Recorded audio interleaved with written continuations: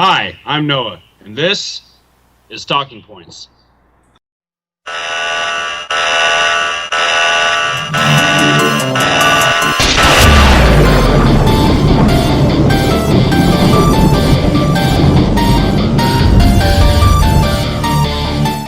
So what's going on, everybody, and welcome back to another episode of Talking Points here on Triforce of Chaos.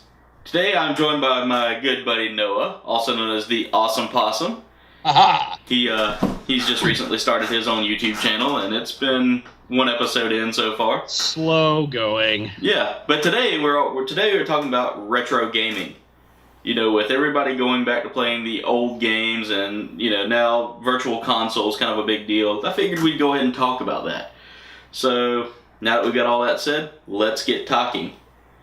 So for today's episode, we're talking retro gaming, but why don't we go ahead and talk about, the founders of retro gaming?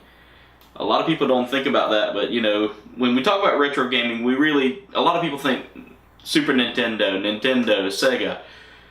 A lot of people don't associate the Atari 2600 or the ColecoVision, and Magnavox had their own box as well, we're talking like 1970s is when Magnavoxes came out.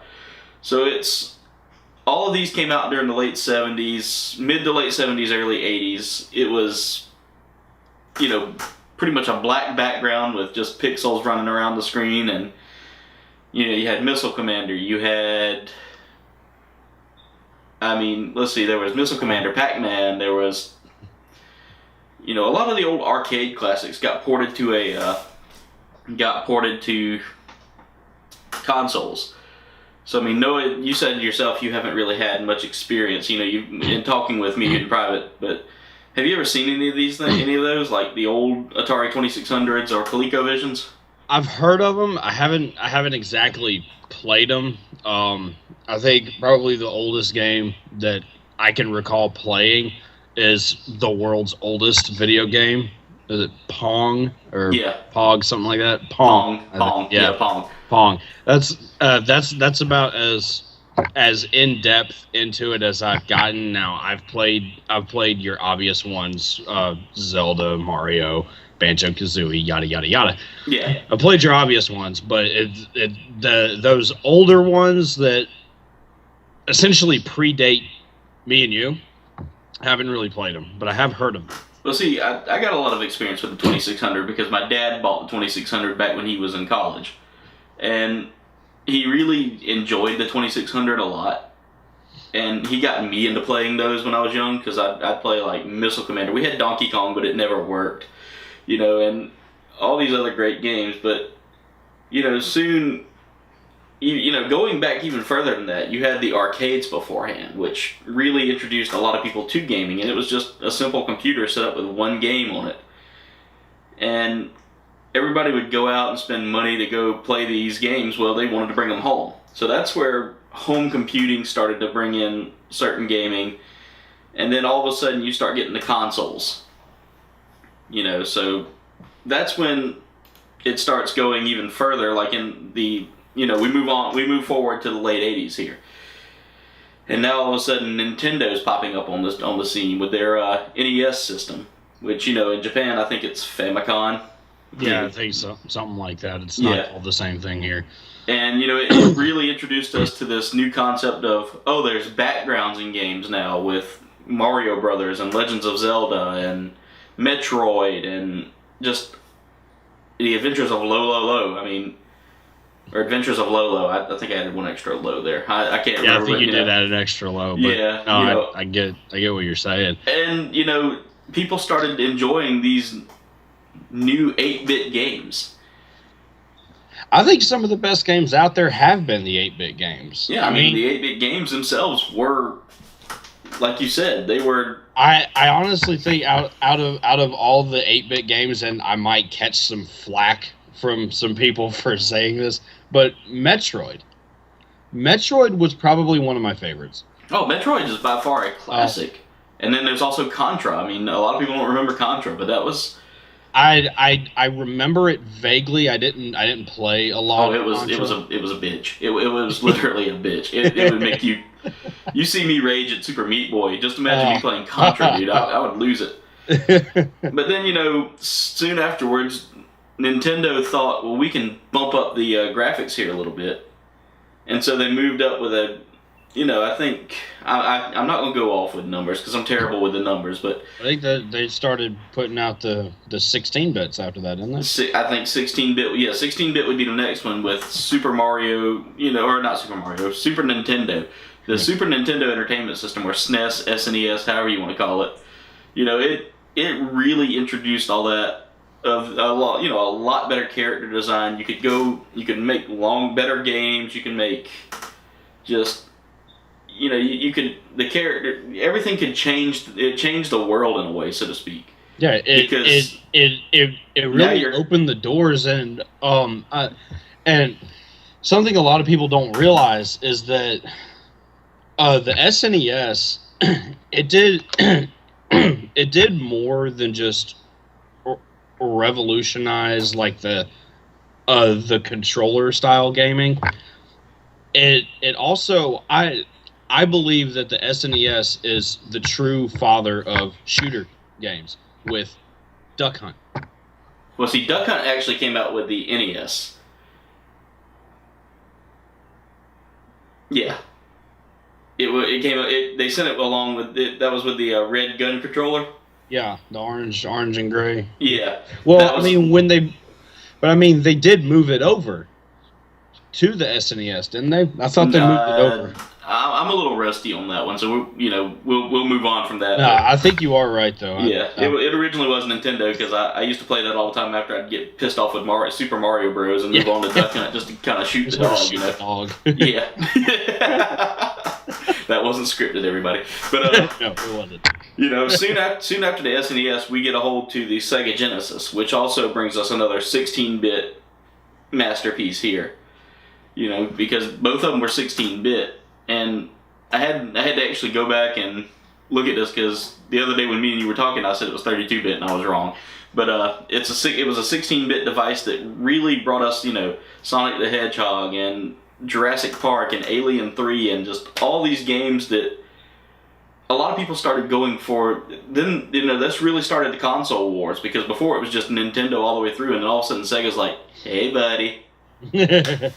Like, and poke your eye. So during this time, Nintendo's thinking, well, maybe we can start going to disc-based like the PCs, and they contract Sony during this time. And Sony creates this disc drive for them. And then Nintendo's like, that's too much to ask for. We don't want to get our fans, buying this disc-based. So they move away from it. Meanwhile, this pushes Sony to, develop their own system. Start working on developing their own system, and then all of a sudden, a few years later, you get Nintendo and Sega developing the N64 and the Sega Saturn. Well, lo and behold, Sony jumps in behind them with this PlayStation, And Nintendo, this is what you could have had. Yeah, and all of a sudden, we're not going to talk about Philips CDI or any of the other systems that really weren't that good. Yeah, Philips CDI, there was a Legends of Zelda game and a Mario game, I think, on that really made people go, the fuck were you thinking, Nintendo? Joining with Philips? Because, the CDI games sucked so poorly. The CDI games were just like, why? Yeah, it was it was an interactive movie is all it really was. It wasn't really a game, and it wasn't really good. So, then they move on to, when PlayStation jumps into the fray, all of a sudden, Nintendo's like, whoa, what is everything? What is this? You get Crash Bandicoot, Metal Gear Solid. You're getting games for everybody. Yeah. Legacy of Kain, Soul Reaver, I could keep going because I've played a lot of these games. So many of these games emerged with the and it was like Sony said, the birth of the PlayStation. It wiped the old slate clean and just changed everything. So when Nintendo scrapped this idea, they all of a sudden were like, this is looking pretty good. So during the time of, I think it was during the time PlayStation was starting to get towards the end of its life expectancy, or during that time, Sega had also released their Dreamcast as kind of an answer to the PlayStation, or kind of as an equal to the PlayStation. I'm not gonna say they released it during that time, but I know Sega had already been working on a disc-based system. Mm-hmm. And when Dreamcast came out, I remember having the PlayStation. I had a buddy that had the Dreamcast, and he was like, "Oh, the Dreamcast is so much fun!" And all of a sudden, Shenmue and Seaman. Those are really the two games that really stuck out with anybody. It kind of shows you the overall quality of the Dreamcast, though. Yeah. I mean, so just say it. Yeah. So then PlayStation 2 comes out, and with that, Nintendo releases the GameCube. I think within that same time frame. Within a couple of months of each other. Yeah, they were both within a couple of months, and then all of a sudden Microsoft's coming back and saying, "Okay, we've run the PC market, but we want to get into the home entertainment system. So now we're going to create the Xbox." So then you get Xbox, which you're kind of an expert at Xbox. I mean, you play a little more Xbox than I do, because I'm more PlayStation. But then you get Xbox coming with Halo, and then I don't remember. Did they have a Gears of War for Xbox, or was that 360? I think that was 360. Okay, yeah. See, my Xbox is poor. All I ever played was Halo. If that makes sense, and then that's when it started moving the console wars, and Sega just fell off the map. Yeah, it's like me personally, I don't know about you, but me personally, I haven't heard anything new come from Sega. But Sega stopped making consoles after the Dreamcast. I'm not talking about just consoles. I mean games too. Yeah, they're still making games. I mean, they recently made a couple of Alien games. Some they were heavily involved with Alien Isolation and. Oh, okay. Yeah, they still hold on to stuff that Fox does. A lot of things that Sega does, Fox kind of supports. Okay. But at the same time, it's been just Sega really doesn't hold on to much anymore.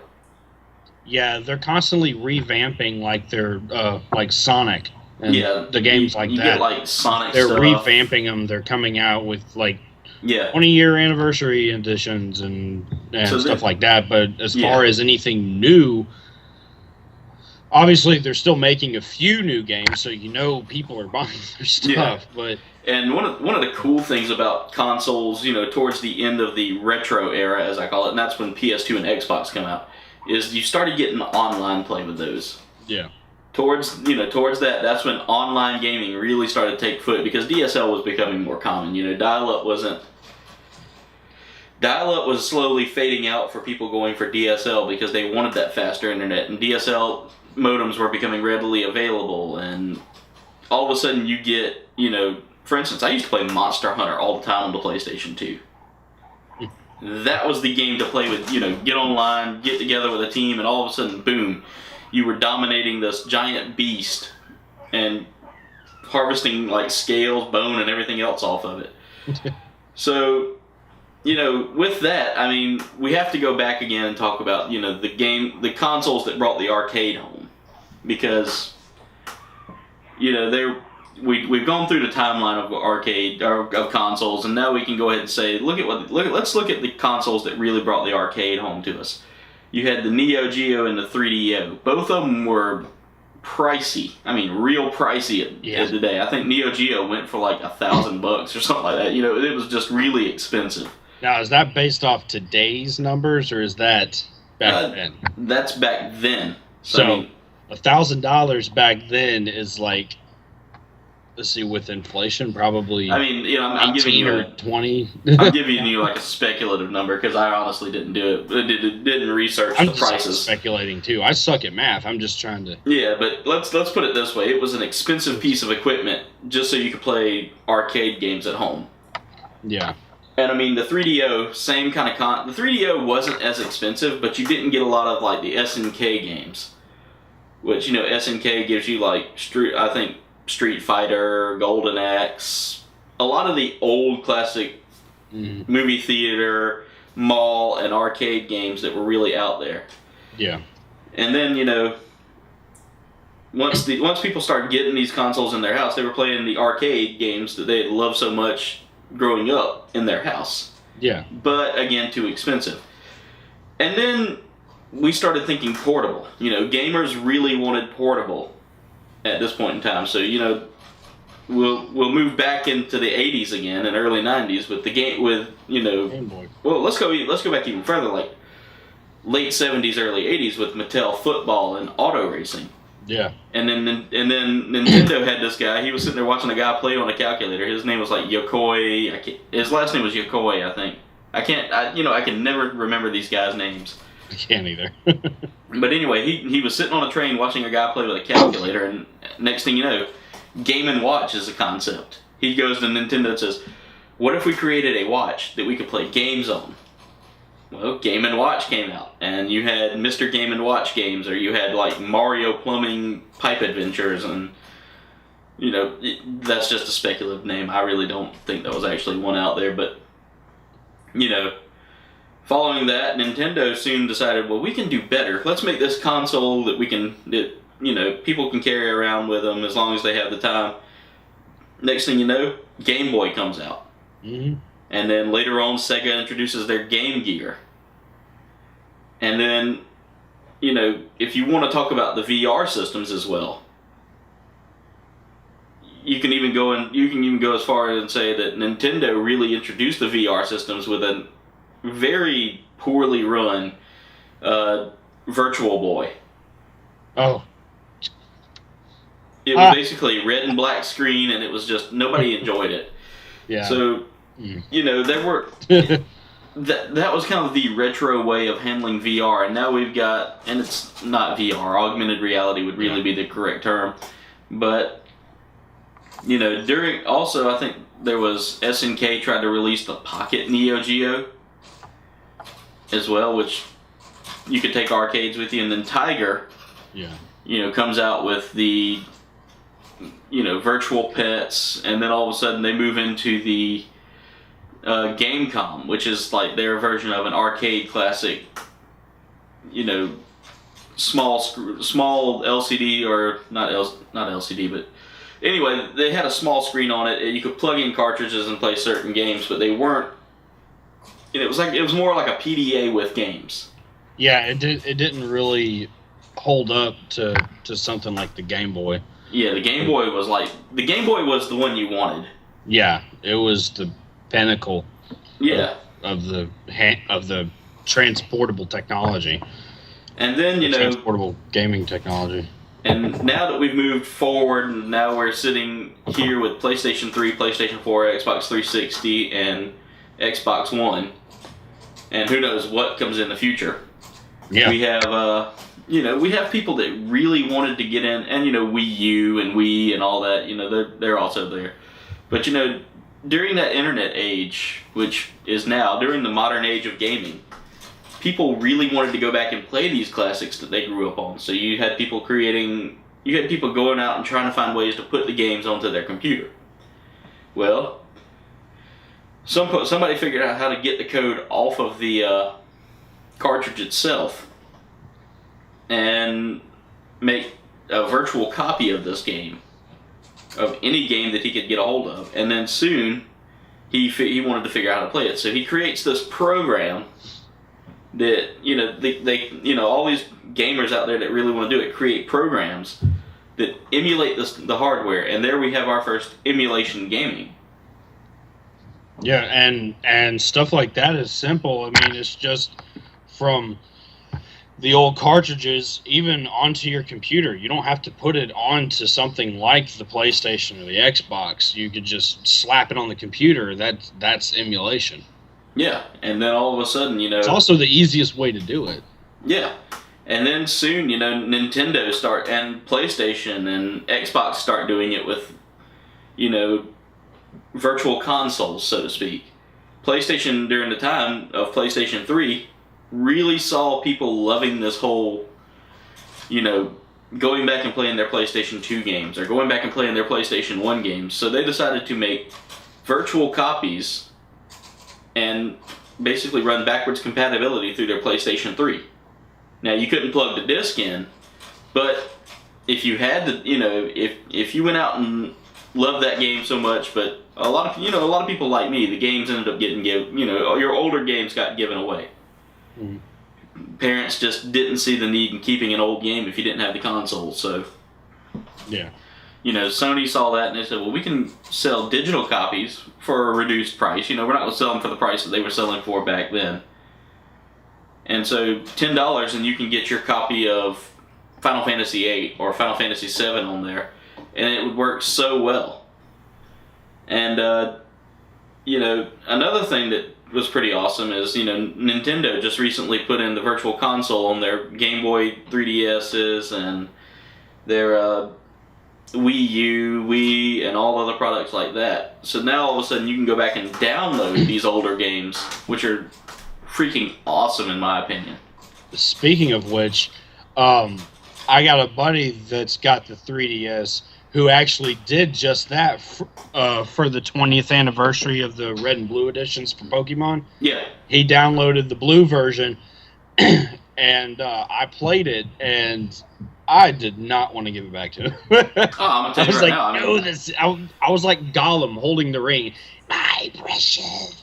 And then, another cool thing is now we're getting the third-party consoles, which you can take the old cartridges of games and plug them in and go back and play these games, if they work. Now, some companies have started, putting the kibosh on stuff like that because it's, still in that gray area of, are they taking away from our product or are they infringing upon our copyright? And then there's also like the cell phone gaming, which has now got emulation built into it nowadays with some games. Yeah, I know. I saw a. Actually, I'm pretty sure I shared this with you last week. There was a. I can't remember the name of the company, but they came out with a Bluetooth compatible controller. Yeah. That looks like an SNES controller. It's shape, design, everything, and it's got a little, I guess, a clip or a mount underneath it that you fold out. You stick your phone on there like this, and it's almost like you're just playing the game like this, but you're actually holding a controller. Yeah. You can play Mario. You can play Luigi. Whatever. You play all these old SNES games on this, and it's completely Bluetooth compatible. And when it comes out, this guy's getting one. Yeah. Because that's freaking sweet. So I don't want to. I could talk about this all day, but we're probably going to have to move this along and get into reading our fanswers from this week as well. So let's move on to the talking points segment of the show. Each week we ask you, the viewers, a question that pertains to anything out there that we're willing to cover. So last week we asked you, the viewers, what was your favorite retro gaming platform? And before we get into that, I want to thank Grumpy PCer for for watching, coming on, leaving us a like every now and then, and leaving us a few comments. Thank you for watching. I'll definitely have to talk with you sometime, maybe about getting an episode with you. That would be pretty awesome. But anyway, let's move on to our fanswers. So our first fanswer comes from Omar. Well, actually, you gave us our first fanswer, Noah. I did give you your first fanswer. Yeah, I wanted to get it as you would say it. As I was saying, okay, I'm not going to do this verbatim because I don't remember exactly what I put, but it was something along the lines of all of them are so freaking sweet, like tits covered in sugar. Yeah, that was pretty much it. Yeah, pretty much. So, because I have a very, very limited experience with these old systems, so any of them that I played, I loved them because it was something different, something new. That's why I loved them all. Yeah. And I'm easy. What can I do? Yeah, and I'm like you. The older systems were always fun for me. But now we'll get on to the next fanswer, which is from Omar, who's a frequent guest on this show now. He's almost like you and him have become Talking Point subsidiary members. Even though we haven't given you, haven't gotten you the full rights to join the team. Omar writes. Now we're talking when it comes to old school. I have to say that one of my favorite systems is the one I never truly owned but played in the arcades all the time, and that was the Neo Geo. It was hella expensive, but most certainly worth it for the quality of the games that particular time period. I was a huge fan of their massive library, including Samurai Showdown, Fatal Fury, The King of Fighters, Art of Fighting, and their various space shooters and side-scrollers. The system had plenty of action, plenty of moves, blood, guts, amazing storytelling, one-of-a-kind characters with amazing backgrounds, and a very spectacular soundtrack. Not quite worth the $1,000 system or the $100 games price tag they were asking for, but still, it was definitely my pick for old school. That was a mouthful, Omar, but you're right. It was one of the better home console systems of its time, but again, expensive. The price of it, and plus the price of the games, really made it difficult to sell to your average gamer. Noah, you want to read the next one from Valony? Yeah, this one from Valony. I read this one, and I agree with this 100%. Super Nintendo is still my favorite system. I'm not sure if it's the nostalgia now with the games, but I still like the games for that system above even most modern games. And that nostalgia factor is just huge. I mean, I have to agree with Valony. I mean, yeah. I'm all about the nostalgia. Alex writes NES. And yeah, the NES itself was the nostalgia factor for me because I grew up on the NES. That was my console I always went back to every time. John writes, 3DO was awesome sauce. I never got to play the 3DO, but it looked like it was pretty awesome back in the day. And I know you didn't get to play a lot with it, did you, Noah? I never touched the 3DO or the Neo Geo for that matter. Yeah. I didn't play either one of those. So, Noah, you want to read what Nicole wrote? Nicole writes Super Nintendo and PS1. And for those... yeah. Obviously, I'm an Xbox guy. I'm not going to give props to a PS1, but definitely the Super Nintendo. I was all about the...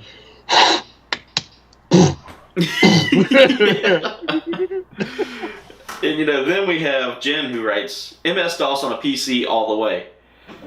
She goes on to say more things about, she never grew up with a gaming system, but that was kind of, playing all these old DOS games, and it was kind of fun, having to type in the code to play them and all that. I agree. DOS, PC gaming was really the first console gaming, if you really think about it. It definitely was. Even before the Atari and the Neo Geo and all that stuff. Yeah. It was awful. Katie writes, N64. Another great system. I never really got to play much of it. Just finished playing Shadows of the Empire with Josh the other day for Star Wars Day, which was pretty awesome. If you didn't get to see that, Noah, that was like a 2-hour-long experience of us just gaming and having fun. Yeah, I didn't see it. Steve writes, the Atari 2600 or ColecoVision, man, he went old school there. I mean, those two systems right there were the pinnacle of gaming back in the 70s and 80s. I don't think you can get more nostalgic than that without going PC. Yeah. And that's it for our fanswers. For our teamsters, we get Josh who says N64 and SNES. SNES. So with that being said, we'll move on to this week's talking point, which is what is your favorite video game soundtrack? For me, it's been Final Fantasy VIII, Skyrim, and Republic Commando. All of those have just got this amazing... Skyrim and Republic Commando have this tribal sound to them, which is really just heavy drums and, almost barbaric. Yeah, written languages that are made up just for these, just made up just for the lore that's in these games. Star Wars, Republic Commando, you're dealing with the Mando language, and Skyrim, you're dealing with the, Nords who have learned to speak the dragon language, and you're getting the dragon language, which is dragon tongue, Dova. It's awesome. Pretty epic. Yeah. So Noah, what is yours? Well, I've got three. Honestly, my first one comes from the original Xbox, and that's Halo. I was all about the Halo soundtrack. There would be times where I would simply turn the system on, put Halo in, and just listen to the music. I mean, it's awesome soundtrack, awesome sauce. Yeah. But from the newer age, I guess, I I've kind of got a tie going on right now between Skyrim and Dragon Age. Those are both. I mean, like I said, Skyrim gives you that. You're walking around and there's just this peaceful, tranquil music until a dragon comes along, and all of a sudden you get the drums and then these guys singing. It's going. You're like, ah. Yeah, all of a sudden you get guys singing in Dova, and it just goes. Just goes from there. Yeah, it's barbaric. It gets barbaric as hell, So but anyway, those are our answers. What are your answers for this week? You can answer by commenting in the comment section below, or go into our Facebook and Twitter pages, which we always post the talking point for the day on there. Anyway, that's it for today's episode. Thank you for tuning in. Thanks, Noah, for joining us today on today's episode. It was awesome having you on here. Ask, my man. I'm here whenever you need me. Oh yeah, we'll always get you on board. But if you want to check out more awesome stuff from ToC, make sure you click that subscribe button. You can also give us a like and leave us a comment. We'll be glad to. I'll respond to you as soon as I see the comment. You can also follow us on Facebook and Twitter to talk with me or Josh at any point in time. We'll be glad to answer. And Noah comes on there quite often to leave us a comment or two every now and then. So also check out. I try to make it more than every now and then, but yeah. Check out the merch shop as well. That's where Noah got this awesome Talking Points shirt, which that's if you want to show a shirt based on a show, my show is the one to have the shirt based off. So anyway, check out the merch shop. All of the links for everything I just talked about will be in the description below. Also, if you want to check out Noah, he's at the Awesome Possum right here on YouTube. You can get a link for that in the description below. Anyway. Only got one video right now. Working on it. So Noah, we're definitely gonna have to try to get you in on another episode soon. Start getting you, some more airtime, so that way you can get, pumped and ready to go for your show. I'm gonna try to get in the studio one day too. Oh yeah, we're gonna try to get you here on the Talk Cave. Definitely want to get you in the Talk Cave. So anyway, Talk Cave, wear my talk shirt. Exactly. We'll definitely have to get you another Talk shirt, a ToC shirt soon. I'm working on getting a Broforce one, designed and ready. Yeah. Yeah, you better get me a Broforce one. I always got like the American flag and all their faces where the stars should be. Well, that would be awesome. When it comes out, I'll send you what it look. We'll put it up on the store and let you look at it. But anyway, thanks for coming on, Noah, and thank you for watching. And as always, keep talking. We'll see y'all later. Hey everyone, thanks for watching this video. If you want to see an awesome video, you can click over in this general area over here somewhere. Maybe up here somewhere. Or if you want to see more of our stuff that we've done, you can click over in this general area over here. That's the subscribe button. Make sure you subscribe. If you want to insult us though and not click either one of those links right there, just go watch a 1970s disco music video instead. Losers.